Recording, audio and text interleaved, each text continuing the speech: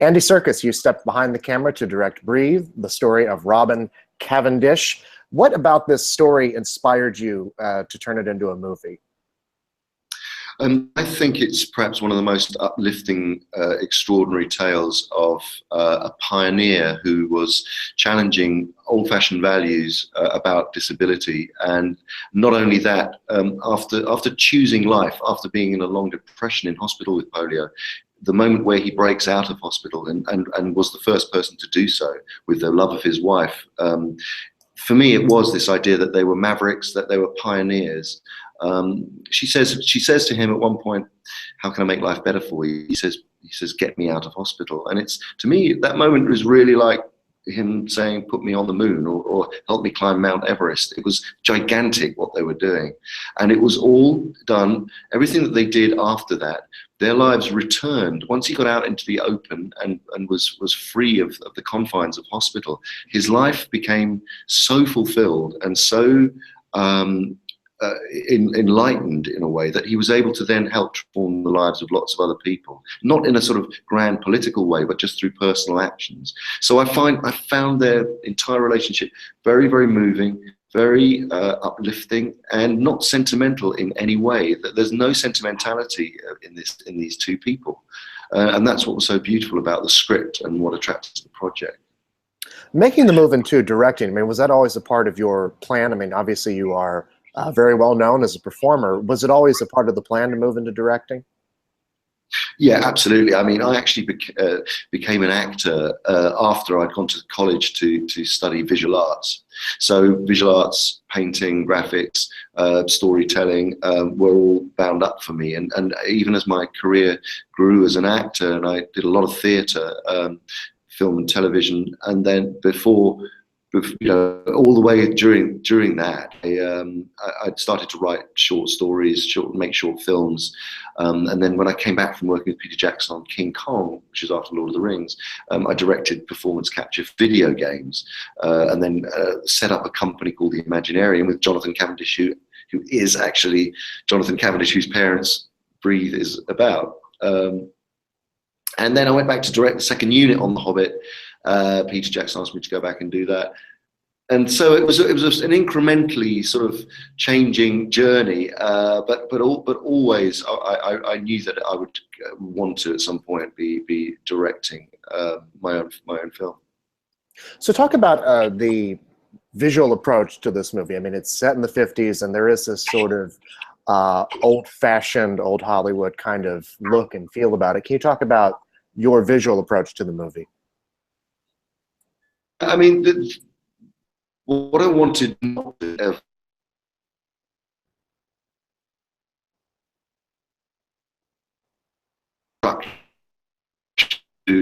make a very upbeat, in the spirit and essence of Diana and Robin's relationship.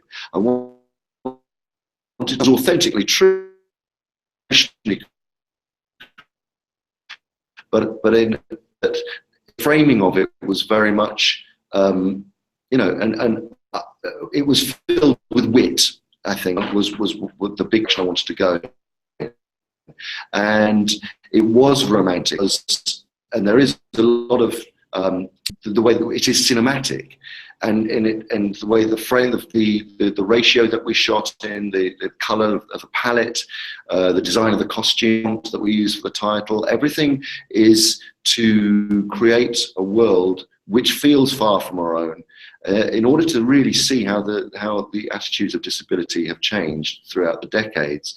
But also, I wanted, you know, it really, for me, going back to it, you know, is about the essence of their relationship, this brightness and vibrancy and humor, because a lot of the film is very humorous, and the real people who are involved, Diana, who is still alive, Jonathan is my business partner and producer, you know, their memories were that once Robin was out of hospital, they lived this incredibly enjoyable life together, and the emotions of that life are very buttoned down in a sort of British sensibility kind of way.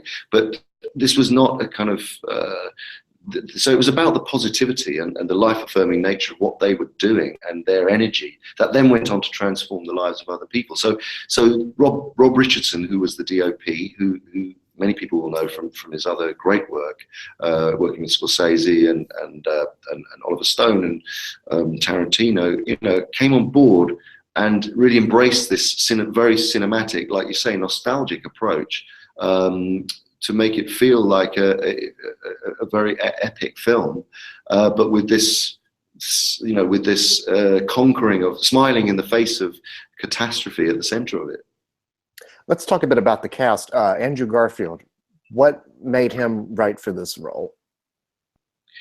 I mean, Andrew was so in love with the script as well, as was everybody who worked on this project. They were so taken with the story and the power of the story.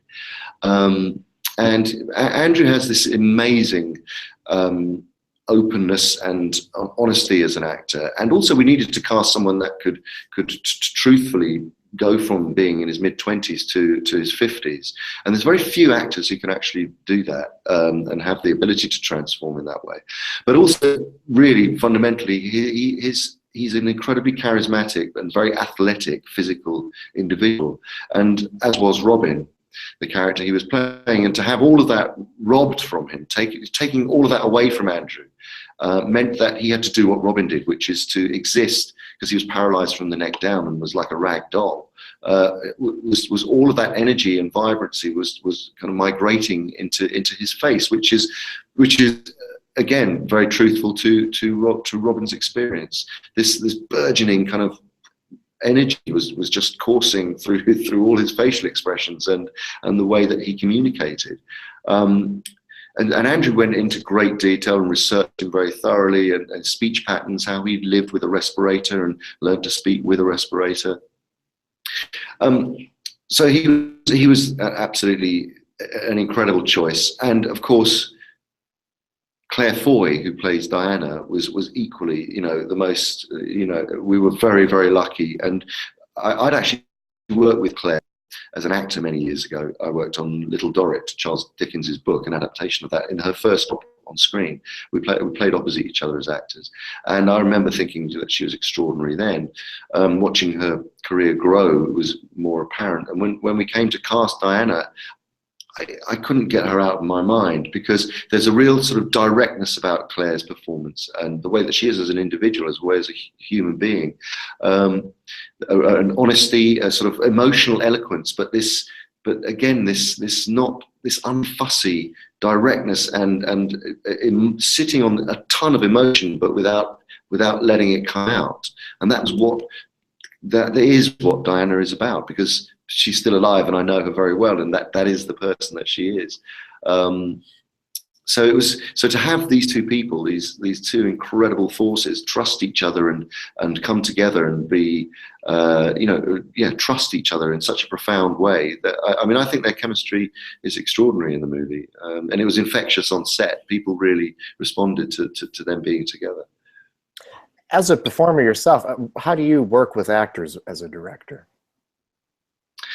Well, one of the things I love about acting with actor-directors, and I think that's what hopefully people will get from the way I work, is that actors like to own, you know, their characters, and it's all about an atmosphere where they feel that they are at least in control of their character.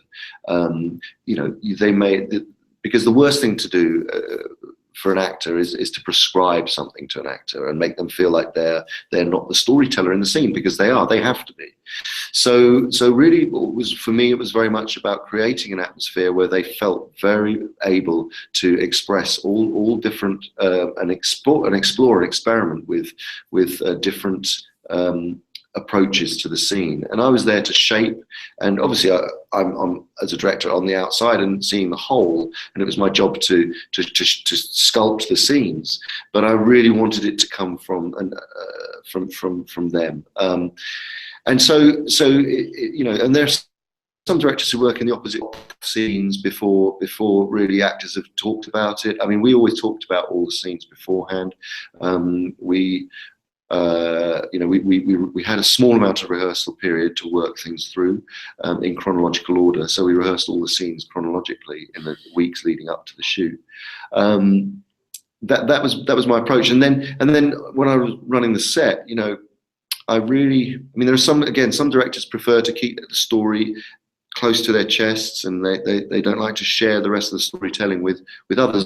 I'm the opposite. Everyone on the set to feel like it's an egalitarian space and that everyone is contributing to the telling of the story. And that was very important to me, that we were all making it together. Why do you think it's important to tell this story now? I mean, I was amazed that I had not heard of this man before I saw this movie. Why do you think it's important to tell this story now? Well, I think it's crucial that we remain optimistic in the face of horrendous adversity worldwide. You know, we are living on the verge of potentially an apocalypse, really, as we all know. We're a stone's throw away from a complete meltdown, and there is a sense of the world being a very overwhelming place. You know, with hurricanes and shootings and fires and a sort of an alienation. It feels like humanity is gradually sort of alienating itself and choosing to see the difference in others rather than come together. I think this film's an incredibly uplifting story because smiling in the face of this catastrophe, Robin and Diana had this energy, this positive energy, which enabled them to, as I say, to really affect the lives of other people. And so this film is a tribute to those who can do that, who have suffered and yet are able to carry on and change people's lives for the positive. I wanted to ask you about a couple of other things that you got going on while I have you. First of all, earlier this year, War for the Planet of the Apes. Can you talk about saying goodbye to the character of Caesar in this film?